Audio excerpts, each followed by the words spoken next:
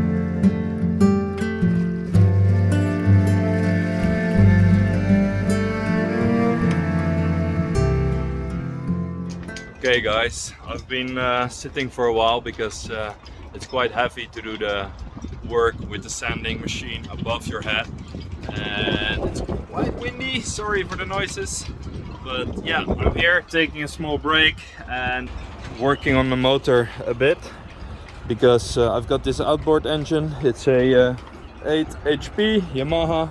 I've got the full playlist.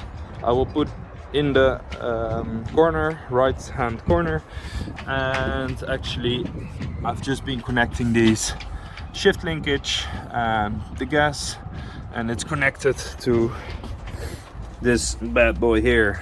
So when I put it in forward, the shift link will pull, and if I put it in rear, then the shift link pulls out.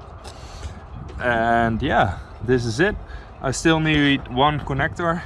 As you can see, this black one, that's fine. Only need to secure it with a pin, and I'm missing one connector here, so I'm gonna order that, and I'm gonna order a new pad as well, because this is just because of the weather. It's done, and I don't like the look of this. Yeah, this is actually it. Let me take you on a small walk around again, and then it's done for today. This sanding process is intense, so let me show you the boat, and yeah, have a good one.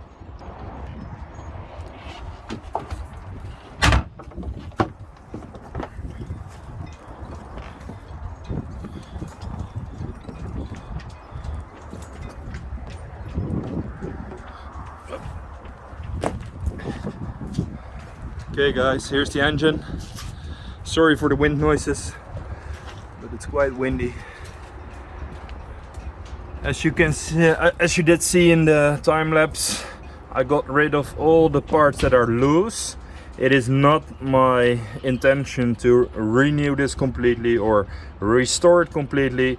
I just want the basics to not fall off when I just put the new anti-fouling on.